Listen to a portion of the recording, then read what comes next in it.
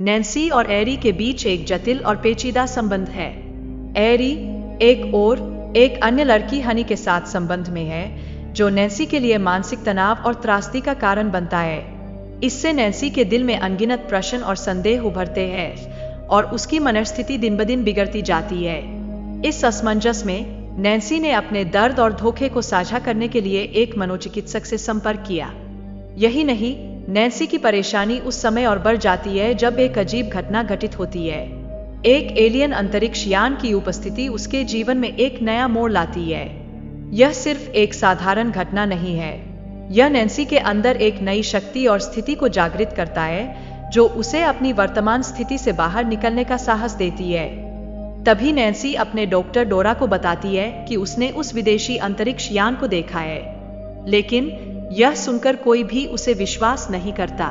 लोग उसकी बातों को हंसी में उड़ाते हैं, जिससे नैन्सी की स्थिति और भी कठिन हो जाती है। लेकिन वह हिम्मत नहीं हारती, क्योंकि उसकी अंदरूनी ताकत धीरे धीरे जागने लगी है। एक दिन नैन्सी और एरी उस स्थान पर जाते हैं जहां नैन्सी ने अंतरिक्ष यान देखा था।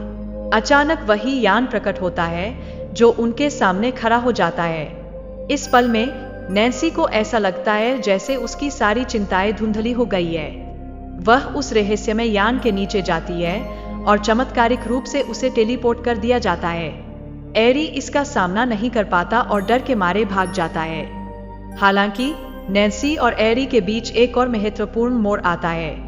वे एक डिनर की योजना बनाते हैं, जो न केवल उनके रिश्ते को मजबूत करने का एक प्रयास है, बल्कि यह भी दिखाता है कि वे एक दूसरे के साथ कितना गहरा संबंध साझा करते हैं। जब एरी का जवाब नैन्सी को खुशी देता है, तो उनकी आशाएं एक बार फिर जागृत होती है।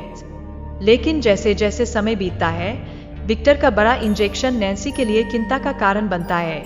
नैन्सी अपने आत्मसम्मान के लिए जोर देती है और यह दर्शाती है कि वह अब किसी भी परिस्थिति में समझौता नहीं करेगी। उसकी यह दृढ़ता उसके आत्मसम्मान और स्वतंत्रता के प्रति उसकी प्रतिबद्धता को दर्शाती है। डिनर के दौरान नैन्सी की आत्मधारणा और एरी के प्रति उसकी भावनाएं खुलकर सामने आती है, लेकिन एरी की टिप्पणी उसकी भावनाओं को भड़का देती है और नैन्सी के अंदर का गुस्सा फट पड़ता है।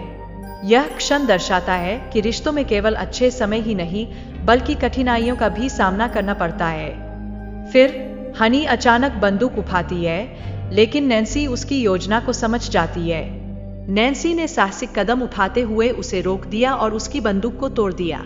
यह क्षण नैन्सी की ताकत और आत्मनिर्भरता को प्रमाणित करता है, साबित करता है कि वह किसी भी चुनौती का सामना कर सकती है। लेकिन खतरा अभी खत्म नहीं होता। जब नैन्सी को अपनी सुरक्षा का खतरा महसूस होता है, तो वह एरी को कार में बैठाकर भागने का प्रयास करती है। यह उनके बीच की गहरी दोस्ती और एकजुटता को दर्शाता है। वह जानती है कि इस पल में एकजुट रहना ही उनकी जान बचाने का सबसे अच्छा तरीका है।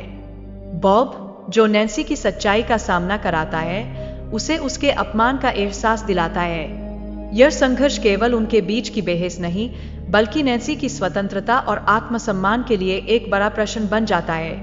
यह दर्शाता है कि नैन्सी ने अपनी आवाज और पहचान को कैसे खोजा है और वह अब किसी भी तरह का समझौता नहीं करने वाली है।